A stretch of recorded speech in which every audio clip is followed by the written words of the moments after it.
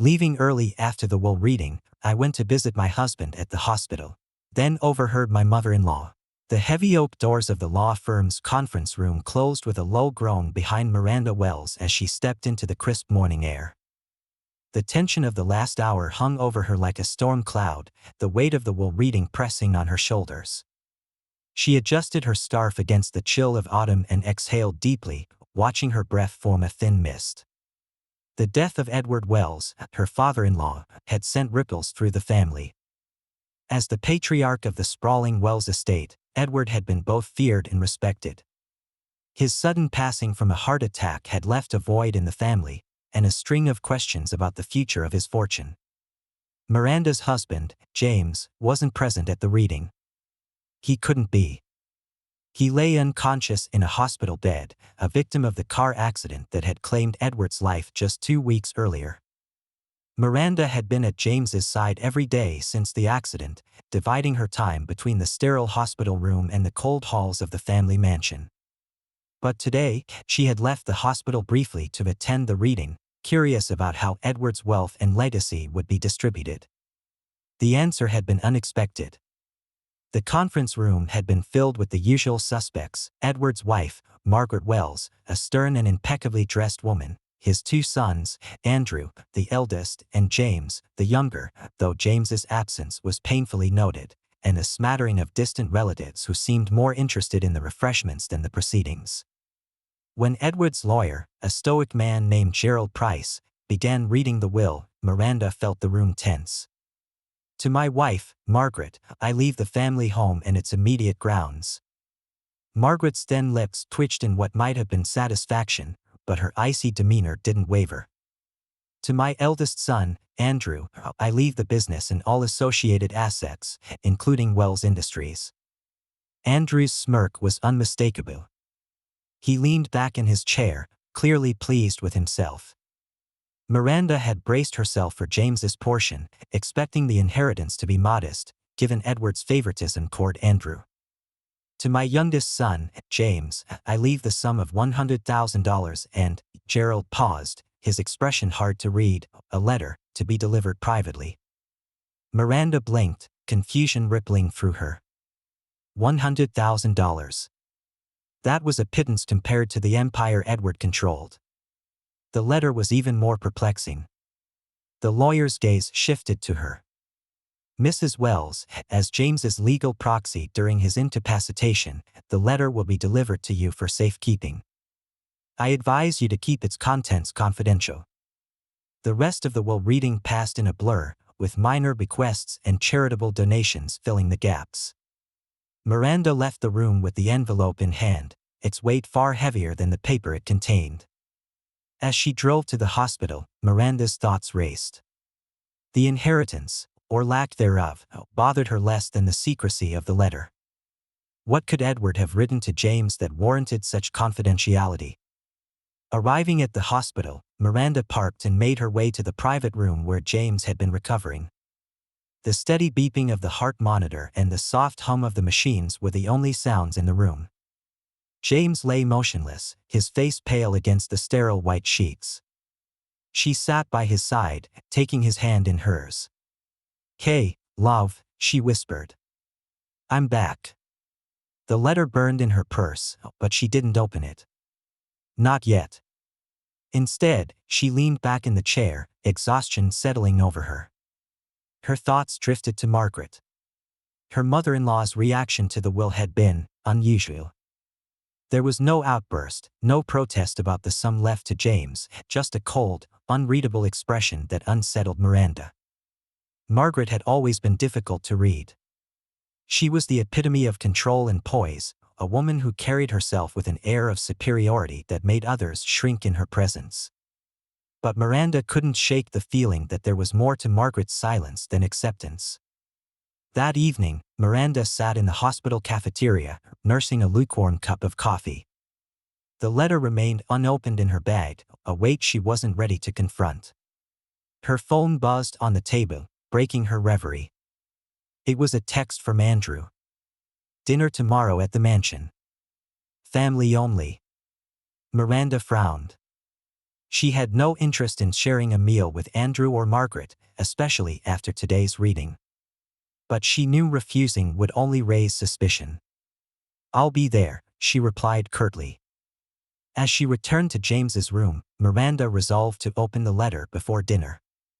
Whatever Edward had written, it might provide some insight into the family dynamics she couldn't fully understand. For now, she focused on James, his steady breathing the only reassurance in an otherwise chaotic day. The Wells mansion loomed against the evening sky, its towering spires and Gothic architecture casting long shadows over the manicured grounds. Miranda stepped out of her car, her heels crunching softly on the gravel driveway. A chill ran through her as she stared at the sprawling estate, its grandeur feeling oppressive rather than inviting. Dinner with the Wells family was rarely a pleasant affair. Tonight, however, the tension in the air was almost palpable. The will reading had left unanswered questions that hung heavily over everyone, especially Miranda. As she entered the grand dining room, the soft clinking of silverware and muted murmurs greeted her. Margaret sat at the head of the table, her posture as rigid as ever. Andrew lounged nearby, swirling a glass of red wine with an air of smug satisfaction. "Miranda," Margaret said, her voice cold and controlled. "You're late." "I had to check on James," Miranda replied, her tone equally measured. "Of course," Margaret said, though her expression betrayed no genuine concern. "How is he?" "The same," Miranda said, taking her seat. "Stable but unresponsive." Margaret nodded, and the conversation shifted to safer topics: Andrew's business ventures, the upcoming charity gala, and other mundane matters.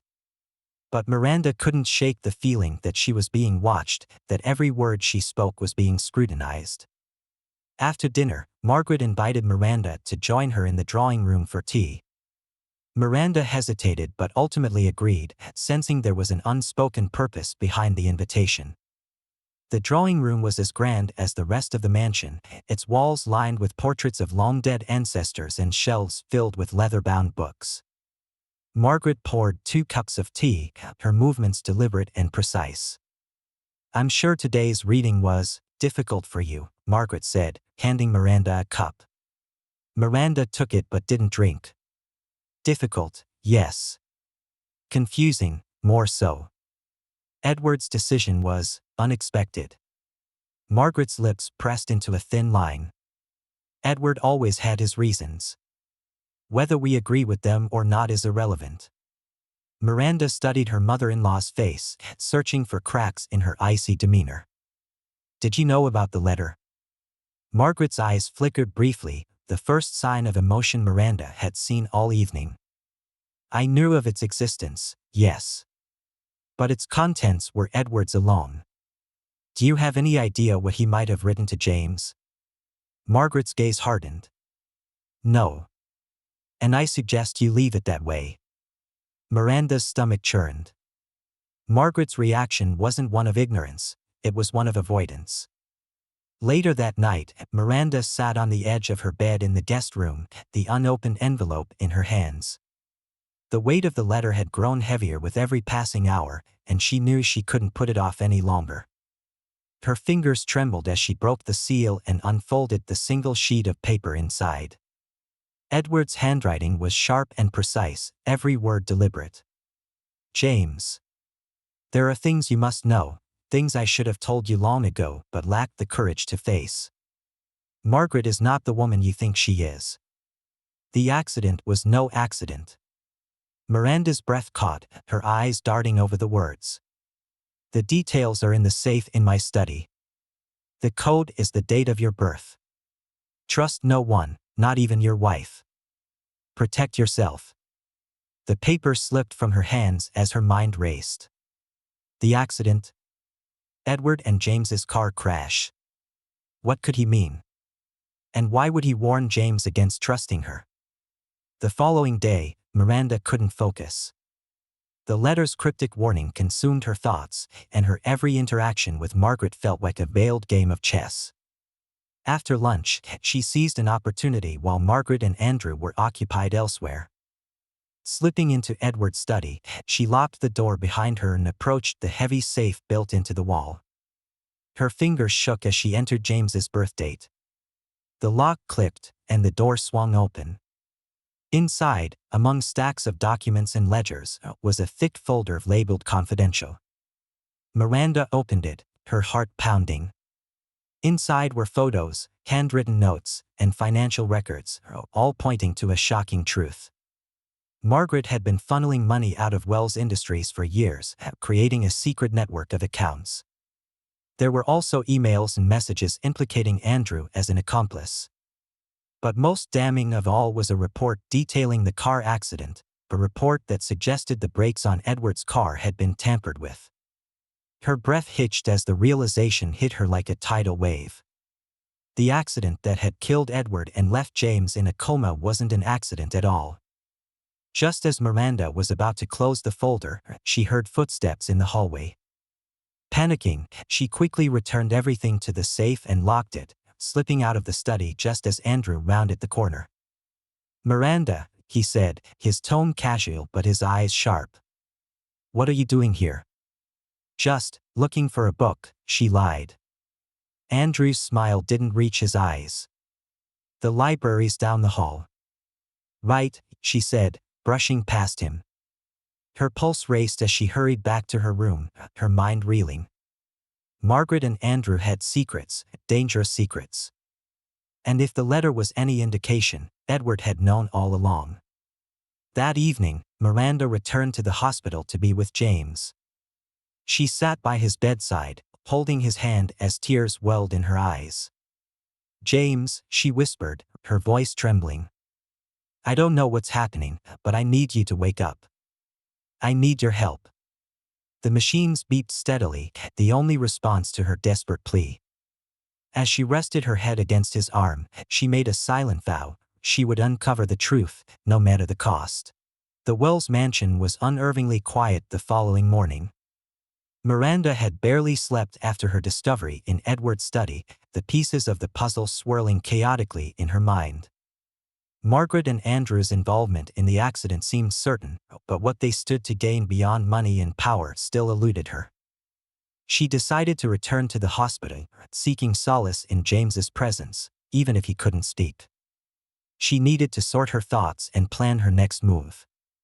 The hospital was its usual sterile bustle of activity. Miranda made her way to James's private room, her heels clicking softly against the linoleum. She stopped outside the door, catching sight of Margaret inside, sitting beside James's bed. Margaret rarely visited, and when she did, it was more for appearances than concern.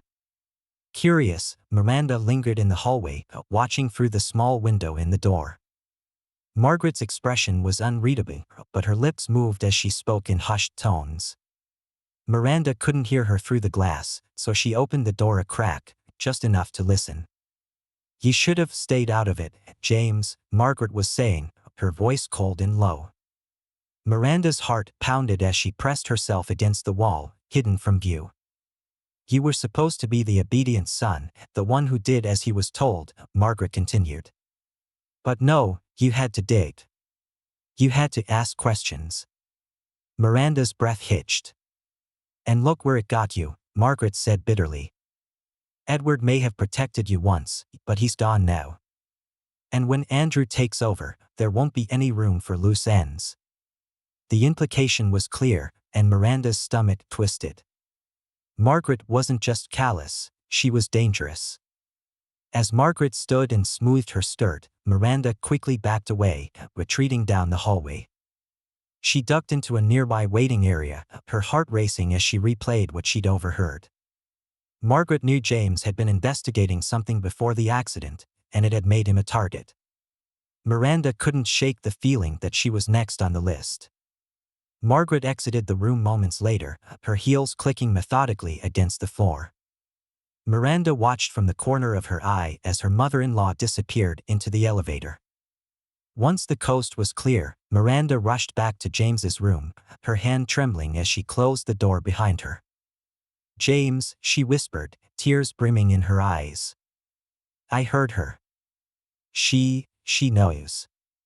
She's the reason this happened to you. To your father. The machines beeped steadily, mocking her desperation. Miranda sank into the chair beside him, burying her face in her hands. What do I do? She whispered. Her mind flashed back to Edward's letter. Trust no one, not even your wife. The words stung, but Miranda knew Edward's warning wasn't about her. It was about Margaret, Andrew, and the lies that had been carefully woven into the fabric of the Wells family for decades. That night, Miranda returned to the mansion, determined to find more evidence. Edward's letter had pointed her in the right direction, but she needed something concrete, something she could use to expose Margaret and Andrew for what they had done. She waited until the house was quiet, slipping out of her room and making her way to the study. The safe yielded easily to James's birth date, and Miranda retrieved the folder again, scanning its contents for anything she might have missed. This time, she found it, an email thread between Margaret and Andrew, dated weeks before the accident. Margaret, Edward won't budge. He's made it clear the business is going to James. We need to act before the announcement. Andrew, I can handle it. Just make sure he's out of the picture when the time comes. No loose ends. The blood drained from Miranda's face as she read the exchange. They had planned everything, the sabotage, the accident, even the aftermath. And now they were waiting for James to die, clearing the path for Andrew to take control. She took photos of the emails with her phone, her hands trembling. As she returned the documents to the safe, she heard the creak of floorboards behind her. Looking for something, dear? Miranda froze, the voice sending a chill down her spine. She turned slowly to see Margaret standing in the doorway, her sharp eyes glinting in the dim light. I couldn't sleep, Miranda said, trying to keep her voice steady. I thought I'd find something to read. Margaret stepped into the room, closing the door behind her. And yet, you're at Edward's safe. Miranda's pulse raced as Margaret approached, her movements deliberate and predatory. You've been busy, Margaret said, her tone icy. I suppose you think you're clever, digging through things that don't concern you. They concern James, Miranda shot back, her fear giving way to anger. And Edward. You think you can get away with this? Margaret's lips curved into a cold smile. Oh, Miranda. You have no idea how this family works, do you? You're an outsider. A nuisance. And nuisances don't last long. Before Miranda could respond, the door opened again, and Andrew stepped inside. Is there a problem? He asked, his voice laced with mock concern. Miranda's gaze darted between them, her mind racing. She clutched her phone tightly in her pocket, the photos her only lifeline. I was just explaining to Miranda how dangerous it is to meddle in things she doesn't understand, Margaret said smoothly. Andrew's smirk mirrored his mother's. She's always been too curious for her own good. Miranda stepped back, her heart pounding. She was outnumbered, trapped in a house filled with people who wouldn't hesitate to silence her. But she wasn't giving up without a fight.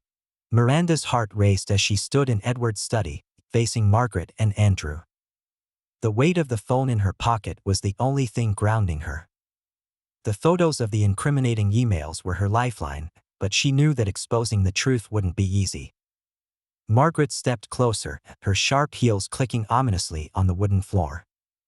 Whatever you think you found, it won't matter. This family's secrets are far beyond your reach.